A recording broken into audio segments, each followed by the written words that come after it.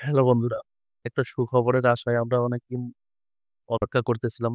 দীর্ঘদিন অপেক্ষার পর অবশেষে চালু হয়ে গেল দুবাইয়ের ভিজিট ভিসা।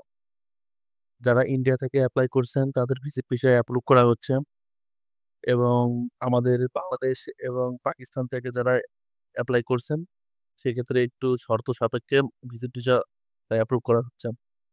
যারা ইন্ডিয়া থেকে অ্যাপ্লাই করছেন তাদের ভিজিট ভিসা টোটালি অ্যাপ্রুভ হচ্ছে, এবং যদি কাগজপত্রের কোনো ত্রুটি না থাকে তাহলে অ্যাপ্রুভ হয়ে যাবে।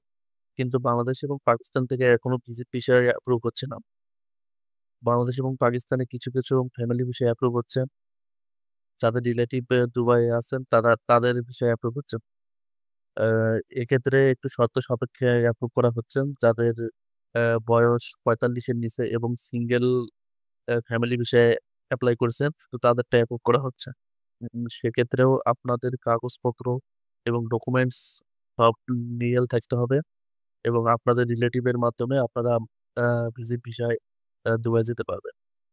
যারা ইন্ডিয়া থেকে দুবাই টুরিস্ট ভিসা যাইতে চাচ্ছেন তারা অ্যাপ্লাই করতে পারেন, ভিসা অ্যাপ্রুভ করা হচ্ছে।